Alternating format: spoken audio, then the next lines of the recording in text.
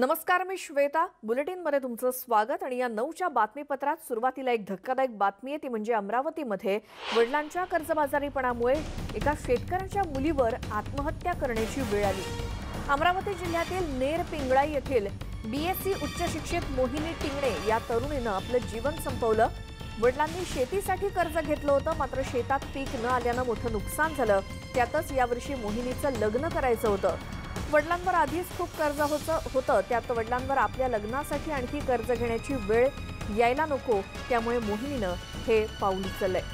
आई वडील आणि भाऊ शेतामध्ये गेल्यानंतर घरी ओढीनं गळफास घेऊन तिनं आत्महत्या केली. या संदर्भातली माहिती आपण घेऊयात. अमरावतीहून आमचे प्रतिनिधी संजय शेंडे आपल्या सोबत आहेत. संजय, अतिशय धक्कादायक ही घटना म्हणावी लागेल. काय परिस्थिती? श्वेता, निश्चितच खरं तर गेल्या अनेक दिवसापासून आपण पाहत आहोत की विदर्भातला जो शेतकरी आहे त्याचे प्रामुख्याने अमरावती, अकोला, यवतमाळ, बुलढाणा, वाशिम आणि वर्धा हे 6 जिल्हे जे आहेत, जवळपास शेतकरी आत्महत्येमुळे खरं तर फारच म्हणजे हे झालेले आहे. आणि अशाही परिस्थितीत आपण पाहत आहोत की सरकार कोणाचंही असलं तरी मात्र शेतकऱ्यांच्या ज्या व्यथा आहेत त्या व्यथा कमी होताना दिसत नाही आहे. आणि आता ही व्यथा केवळ शेतकऱ्यांपुरती मर्यादित राहिली नाही, तर आता शेतकऱ्यांच्या कुटुंबापुरती नव्हे तर आता त्यांच्या मुलांपर्यंत पोहोचलेली आहे. आपण पाहतो की गेल्या अनेक दिवसांपासून शेतकऱ्यांना नापिकी होत आहे आणि कर्जबाजारी होत आहे. यावर्षी आपण पाहू शकतो की शेतकऱ्यांच्या हातात असलेलं जे सोयाबीन होतं, सोयाबीन पूर्णतः खोडकिडीमुळं आणि अतिपावसामुळे वाया गेलेलं होतं.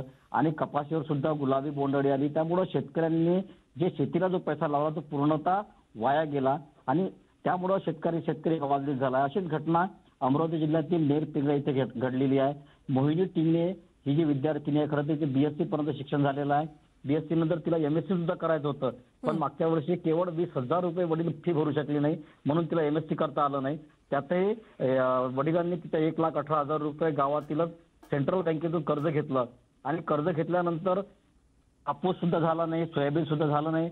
त्यामुळं जेवढा खर्च लावला शेताला तो खर्च सुद्धा निघालेला नाही आहे. उलट कर्जबाजारी होऊन बसलं. आणि अशा परिस्थितीत तिला मुलीला पाहायला पाहुणे येत होते, त्यामुळे घरी नेहमी तिच्या समोर हा विषय चालायचा की आपल्यावर कर्ज जरी असलं तरी अजून थोडंफार कर्ज घ्यायचं काम पडलं तरी चालेल, मात्र आपल्याला यावर्षी मोहिनीचं लग्न करावं लागेल.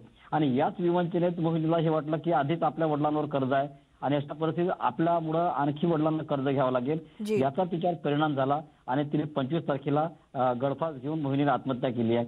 या आत्महत्येमुळे खरं तर नेर पिंगळाईच नव्हे तर अमरावती जिल्ह्याला मोठा हादरा बसला आणि सगळीकडे एक हळहळ व्यक्त केली जात आहे. एक उच्च शिक्षित आणि हुशार विद्यार्थिनी केवळ या विवंचनेतून तिला आपलं जीवन संपवावं लागलेलं आहे. श्वेता. जी संजय, धन्यवाद तुम्ही दिलेल्या सविस्तर माहितीसाठी. एक उच्च शिक्षित तरुणी मात्र आपल्या लग्नासाठी वडिलांना पुन्हा एकदा कर्ज घ्यावं लागेल या भीतीनं ओढणीनं गळफास घेऊन आपल्या राहत्या घरातच या तरुणीनं आत्महत्या केली आहे. त्यामुळे संपूर्ण अमरावतीतील नेर पिंगळाईमध्ये हळहळ व्यक्त होतीये. या तरुणीच्या आई वडिलांशी आमच्या प्रतिनिधीनं संवाद साधला, ऐकूयात. गेल्या काही वर्षापासून विदर्भातील विशेषतः अमरावती जिल्ह्यातील शेतकऱ्यांची अवस्था अतिशय बिकट झालेली आहे. अनेक शेतकऱ्यांनी कर्जबाजारीपणा आणि नापिकीमुळे आपलं जीवन संपवलेलं आहे. मात्र आता शेतकऱ्यापाठोपाठच शेतकऱ्यांच्या घरातील जे त्यांचे वंशज असतील, मुलं असतील किंवा मुली असतील, यांनासुद्धा या कर्जबाजारीपणामुळे आणि नापिकीमुळे आता आत्महत्या करण्याची वेळ येऊन ठेपलेली आहे. अमरावती जिल्ह्यातील नेर पिंगळाई येथील उच्च शिक्षित मोहिनी या BSc झालेल्या युवतीने आपलं जीवन संपवलेलं आहे. कारण होतं की तिच्या वडिलावर असलेलं कर्ज आणि आपल्या लग्नासाठी वडिलाला आणखी कर्ज काढावे लागेल, या विवंचनेतून मोहिनीने नुकतीच 2 दिवसापूर्वी आत्महत्या केलेली आहे. मी मोहिनीच्या घरात मोहिनीचे आई वडील आपल्यासोबत आहेत. दादा, मला सांगा की तुमच्यासोबत कधी मोहिनीचं काय बोलणं झालं होतं? माझ्यासोबत मोहिनीचं बोलणं असं काहीच नाही झालं. फक्त म्हटलं आपल्या अंगावर कर्ज आहे, म्हटलं अजून तुझ्या लग्नासाठी कर्ज काढावं लागते, म्हटलं त्यासाठी घरात मी खर्च कमी करा.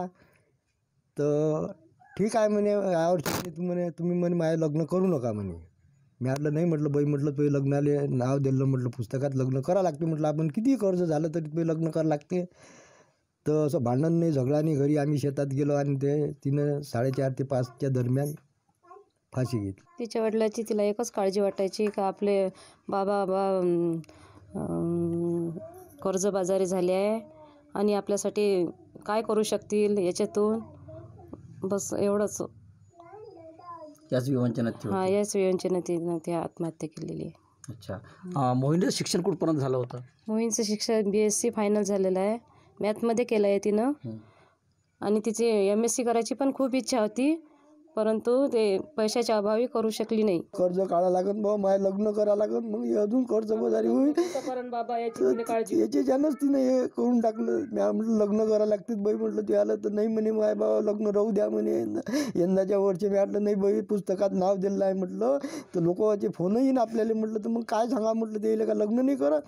म्हटलं ते लग्न करावंच लागते आम्हाला, कर्ज किती हो. तिनंच आपलं जीवन संपवून टाक. व्हिडिओ जर्नलिस्ट सागरचा संजय शेंडे, न्यूज 18 लोकमत, नेरपिंगळे. यानंतर एक मोठी बातमी येते. तलवार, कुऱ्हाड आणि लाकडी दांडके हातात घेऊन फोटो काढणाऱ्या 7 धिंड्यांना अकलूज पोलिसांनी अटक केली. या सगळ्यांवर आर्म्स ऍक्ट अंतर्गत गुन्हे दाखल झालेले आहेत. माळशिरस तालुक्यातील पिसेवाडी गावातले हे तरुण आहेत आणि शस्त्र हातात घेऊन काढलेले फोटो त्यांचे व्हायरल झाले. आणि या संदर्भात माहिती मिळाल्यानंतर पोलिसांनी लगेचच तपास सुरू केला आणि अवघ्या काही तासातच या 7 जणांना बेड्या ठोकल्यात. भयंकर शस्त्र हातामध्ये घेऊन या टोळक्यानं काढलेला फोटो व्हायरल झाला आणि त्यानंतर पोलिसांनी तपास लावत या टोळक्याला ताब्यात घेतलंय. पिसेवाडी गावातील 7 तरुणांना पोलिसांनी बेड्या ठोकल्यात. तलवार, कुऱ्हाड, लाकडी दांडके हातात घेऊन फोटो काढणं या तरुणांना चांगलंच महागात पडलंय. शस्त्र कायद्याअंतर्गत ही कारवाई करण्यात आली आहे.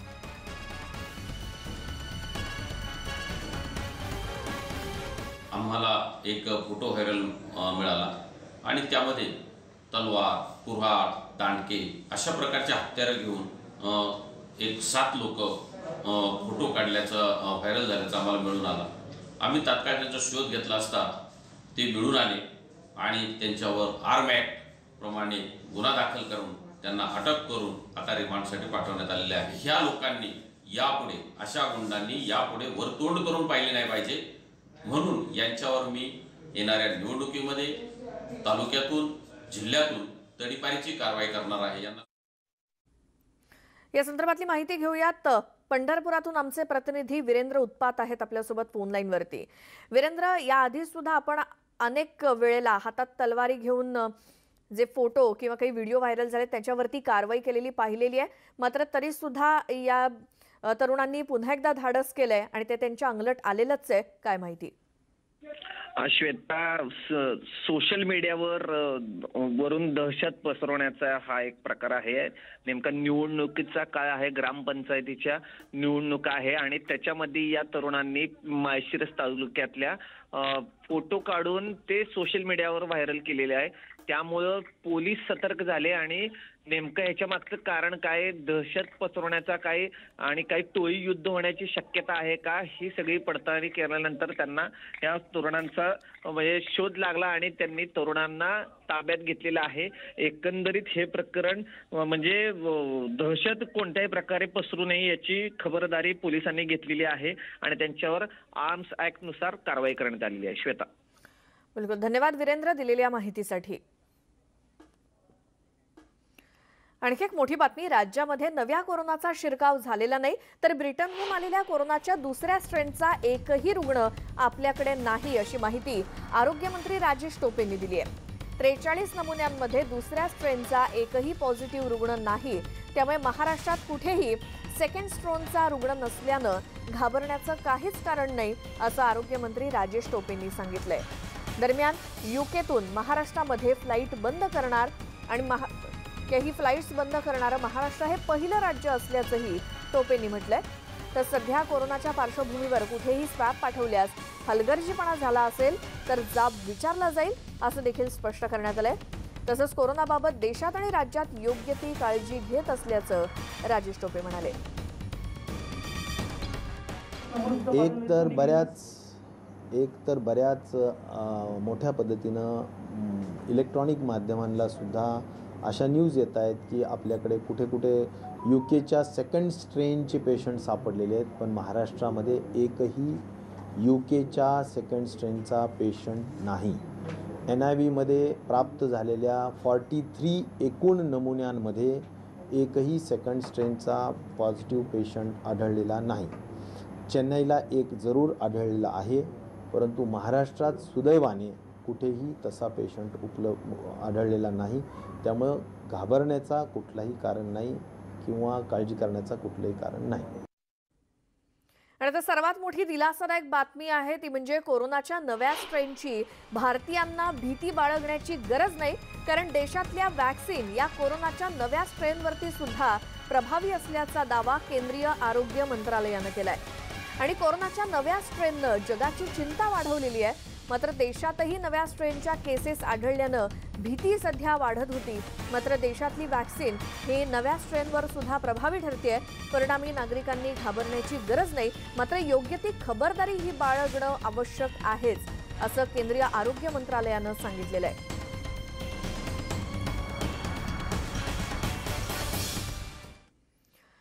आणखी एक मोठी बातमी ती म्हणजे कोल्हापुरात ब्रिटनहून आलेल्या एकूण 8 जणांचा पत्ताच लागत नाहीये. गेल्या महिनाभरात ब्रिटनहून जिल्ह्यामध्ये 62 जण परतलेत कोल्हापुरात. त्यापैकी 8 जणांचा पत्ता लागत नाहीये, त्यामुळे प्रशासन आता चिंतेत आहे. गेल्या 24 तासात कोल्हापूर जिल्ह्यामध्ये 15 नव्या कोरोना रुग्णांची नोंद झाली, तर 21 जणांना डिस्चार्ज मिळालाय. सध्या कोल्हापूर जिल्ह्यातील कोरोना ऍक्टिव्ह रुग्णांची संख्या आहे 63. या संदर्भातली माहिती घेऊयात. संदीप राजगोळकर आमचे प्रतिनिधी आपल्या सोबत आहेत फोन लाईनवरती. संदीप, ब्रिटनहून आलेले जे 8 जण आहेत जे सापडत नाहीयेत, त्यांच्यासाठी काय मोहीम राबवली जाते शोधण्यासाठी, आणि सध्या कोरोनाच्या पार्श्वभूमीवर जिल्ह्यातली काय स्थिती? ज्यावेळेला श्वेता ब्रिटनमध्ये नव्या कोरोनाचं स्वरूप मिळालं त्यानंतर कोल्हापूर जिल्ह्यामध्ये जवळपास 62 जण परतलेले आहेत. त्यामध्ये कोल्हापूर महापालिका क्षेत्रामधले 33 जण आहेत. सगळ्यात जास्त हातकणंगले तालुक्यातले आहेत. तिथली संख्या जी आहे ब्रिटनहून परतलेल्या नागरिकांची ती 10 आहे. असे एकूण 62 जण परतलेले आहेत. त्या सगळ्यांची माहिती जिल्हा प्रशासन, पोलीस प्रशासनाकडे देण्यात आली होती. मात्र या 62 पैकी 8 जणांचा पत्ता लागत नाही. त्यांचे फोन बंद येत आहेत. त्याचबरोबर त्यांनी जे काही पत्ते दिले होते त्या पत्त्यांवर प्रशासनाला ते नागरिक आढळून आलेले नाहीत. आताच आपण पाहिलं की आरोग्यमंत्र्यांनी दिलासादायक बातमी दिलेली आहे की राज्यामध्ये एकही नवा कोरोना स्ट्रेनचा पेशंट नाही आहे. पण ब्रिटनहून जे कुणी आलेले आहेत त्यांची तपासणी होणं खरं तर गरजेचं आहे. कारण कुणी त्यामध्ये पॉझिटिव्ह आहे का किंवा त्यामध्ये नवीन स्ट्रेन मधला कुठला पेशंट आहे का याची तपासणी होणं खरं तर गरजेचं आहे. मात्र या 8 जणांचा अजूनही जो तपास आहे तो लागत नाही. जिल्हा प्रशासनाकडून अधिकृत अशी कुठलीही माहिती अजूनपर्यंत देण्यात येत नाही आहे. यावर कुणी बोलायला देखील तयार नाही. मात्र या 8 जणांचा शोध घेण्याचं एक मोठं आव्हान जिल्हा प्रशासन आणि पोलीस प्रशासनासमोर असणार आहे असं म्हणता येईल. पण त्याचबरोबर सगळ्यात मोठी दिलासादायक बातमी ही देखील आहे की गेल्या 24 तासांमध्ये फक्त 16 रुग्ण नवे सापडलेले आहेत. आणि त्याचबरोबर 21 जणांना डिस्चार्ज देखील देण्यात आला आहे श्वेता. त्यामुळे सध्या कोल्हापूर जिल्ह्यामध्ये कोरोना पॉझिटिव्ह रुग्णांची संख्या ही फक्त 63 इतकी आहे. बिलकुल. धन्यवाद संदीप, तुम्ही दिलेल्या सविस्तर माहितीसाठी. एकीकडे 8 जण सापडत नाहीयेत ब्रिटनहून आलेले, त्यांना शोधण्याचं आव्हान आहे. मात्र दुसरीकडे जिल्ह्यामध्ये कोरोना रुग्णांची संख्या दिवसेंदिवस कमी होताना दिसते. ही एक कोल्हापूरच्या दृष्टीनं दिलासादायक बाब. पुढची बातमी. भारत कधी कुणावर आक्रमण करत नाही, पण आगळीक केली तर सोडणार नाही, अशा शब्दात संरक्षण मंत्री राजनाथ सिंह यांनी चीनला इशारा दिला. लडाखमध्ये आपले सैनिक तैनात आहेत, ते आक्रमण करण्यासाठी नाही तर आपल्या देशाचं रक्षण करण्यासाठी आहेत, असं देखील त्यांनी स्पष्ट केलं. पाकिस्तानलाही राजनाथ सिंह यांनी खडे बोल सुनावले. पाकनं कुरापती थांबवल्या नाहीत तर त्यांच्या हद्दीत घुसून धडा शिकवू, असा परखड इशारा संरक्षण मंत्र्यांनी दिला. सर, आपने कहा था कि पाकिस्तान और चाइना जो है एक मिशन मोड पर काम कर रहे हैं बॉर्डर बाउंड्री को उनके डिस्प्यूट्स को ज़िंदा रखने के लिए. तो क्या आप समझते हैं कि 2020 में जो हुआ वो एक इन दोनों मुल्कों की मिलीभगत थी? मतलब एक एकतरफा अटैक नहीं था चाइना से, इनकी मिलीभगत थी, जुगलबंदी थी. क्या आप समझते हैं ये हो सकता है? मैं इस संबंध में कुछ प्री एम्प्ट नहीं करना चाहता. और हमारी आंख तो सचमुच बिल्कुल जिसे कहा जाए ना, हमारी नज़र तो बस चिड़िया की एक आंख पर होती है. जो हमको छेड़ेगा तो हम उसे छोड़ेंगे नहीं, बस चाहे जो भी हो. वैसे हमारी कोशिश यही होती है कि हम सभी के साथ अपने अच्छे रिश्ते बनाकर रखें. पाकिस्तान का जहाँ तक सवाल है, पाकिस्तान तो जब से एग्जिस्टेंस में आया है तब से ही बराबर कुछ ना कुछ नापाक हरकतें सीमा पर उसके द्वारा की जाती रहती हैं. और सीज फायर वायलेशन का जहाँ तक सवाल है, 200, 250, 300, 400 बार बराबर वो सीज फायर वायलेशन कभी कभी महीनों में ही करता रहता है, सिलसिला जारी रहता है, लेकिन हमारे सेना के जवान बराबर उसको मुंहतोड़ जवाब देते रहते हैं। और भारत के जवानों ने यह सिद्ध करके दिखा दिया है कि केवल इस पार से ही नहीं, आतंकवाद का सफाया करने के लिए उस पार भी जाकर आतंकवादी ठिकानों पर हमले करने की जरूरत होगी तो भारत कर सकता है। भारत के अंदर वह कुव्वत है, ताकत है, ये हमने सिद्ध कर दिया है। आप क्रॉस बॉर्डर के लिए कह रहे हैं, क्रॉस बॉर्डर जो मुझे कहना था वो कह दिया मैंने। भारत और चीन के बीच बाउंड्री को लेकर परसेप्शनल डिफरेंसेस लंबे समय से रहे हैं। अच्छा रहा होता कि यह डिफरेंसेस समाप्त हो गए होते, ताकि जिस प्रकार के हालात पैदा हो रहे हैं इस प्रकार के हालात पैदा ही न होते। वैसे पिछली सरकारों ने भी अपनी तरफ से कोशिश की थी बातचीत करने की, लेकिन उसका कोई समाधान नहीं निकल सका था। हाँ, यह बात सही है कि चाइना अपनी तरफ इंफ्रास्ट्रक्चर डेवलपमेंट जितना मैक्सिमम हो सकता है वो पहले से जो है करता चला आ रहा है, लेकिन भारत भी सीमा पर रहने वाले अपने नागरिकों की सुविधा के लिए, सीमा पर पेट्रोलिंग करने वाले अथवा सीमा की सुरक्षा करने वाले अपने जवानों के लिए भी इधर बहुत ही तेजी के साथ इंफ्रास्ट्रक्चर डेवलपमेंट किया है। हम किसी देश से पर आक्रमण करने के लिए हम इंफ्रास्ट्रक्चर डेवलपमेंट नहीं कर रहे हैं, इस सोच के साथ नहीं, लेकिन यदि पेट्रोलिंग करने हमारा जवान जाता है तो उसकी सुविधा का हमको ध्यान देना पड़ेगा। और साथ ही साथ सीमा पर रहने वाले जो हमारे नागरिक हैं उनकी भी सुविधाओं का ध्यान हमको देना पड़ेगा। उसके लिए भी इंफ्रास्ट्रक्चर डेवलप करना सीमा पर यह आवश्यक है और वह काम कर रहे हैं। देखिए, मैं इतना ही देशवासियों को कहना चाहता हूं कि हमारे देश की सेना देशवासियों का मस्तक नहीं झुकने देगी। क्या क्या हुआ है मैं खुलकर नहीं बोल सकता हूं, क्योंकि दोनों देशों के बीच बातचीत का दौर चल रहा है, लेकिन भारत वासियों का मस्तक झुका नहीं है, यह बात मैं दावे के साथ कह सकता हूं। सर, आपने अभी हाल ही में नॉर्दर्न फ्रंटियर की बात और जो कुछ भी मैं कह रहा हूं, ये हमारी बात को मैं समझता हूं सीमा पर बैठा हुआ सेना का जवान भी सुनेगा तो कम से कम यह फक्र के साथ कह सकेगा कि हमारा जो रक्षा मंत्री कह रहा है वह सच बोल रहा है।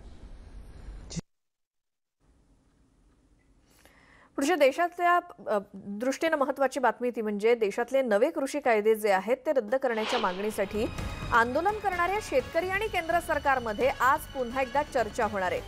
6व्यांदा ही चर्चा होतीये। कृषी कायदे मागे घेण्याच्या मागणीवर शेतकरी ठाम आहेत आणि या चर्चेच्या आधी काल पियुष गोयल आणि केंद्रीय कृषी मंत्री नरेंद्र सिंह तोमर यांनी केंद्रीय गृहमंत्री अमित शाह यांच्याशी चर्चा केली।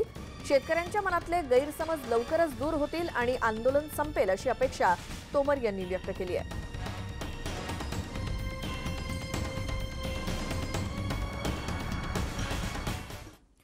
सकाळी 9च्या बातमीपत्रात वेळ झाली एका छोट्याशा ब्रेकची। पाहत रहा न्यूज 18 लोकमत। ब्रेकनंतर बातमीपत्रात तुमचं स्वागत आणि एक महत्त्वाची बातमी। औरंगाबादमध्ये 25 नोव्हेंबर ते 25 डिसेंबर या एक महिन्याच्या काळामध्ये इंग्लंडहून तब्बल 33 जण आलेले आहेत। यापैकी 29 जणांची कोरोना टेस्ट निगेटिव्ह आली आहे। 2 जण कोरोना पॉझिटिव्ह आढळलेत, मात्र या दोघांना नवीन कोरोनाची लागण झाली नसल्याचं सिद्ध झालंय। त्यामुळे महापालिका आरोग्य विभागानं समाधान व्यक्त केलंय। दरम्यान जे लोक निगेटिव्ह आलेत त्यांनी घरीच राहण्याचं आवाहन आरोग्य विभागानं केलंय, तर 2 जणांचा रिपोर्ट आणखी येणं बाकी आहे।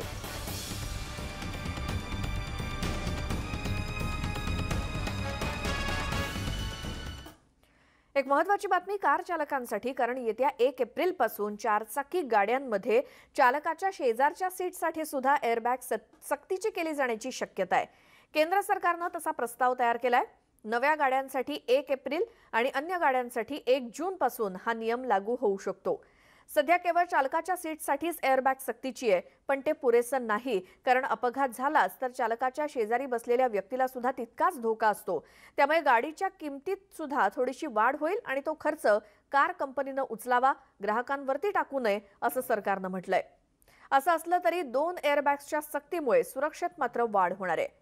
पाश्चिमात्य देशांमध्ये हा नियम काही दशकांपासून लागू आहे, पण भारतात याचा प्रस्ताव येण्यासाठीच 2021 वर्ष उजाडावं लागलंय।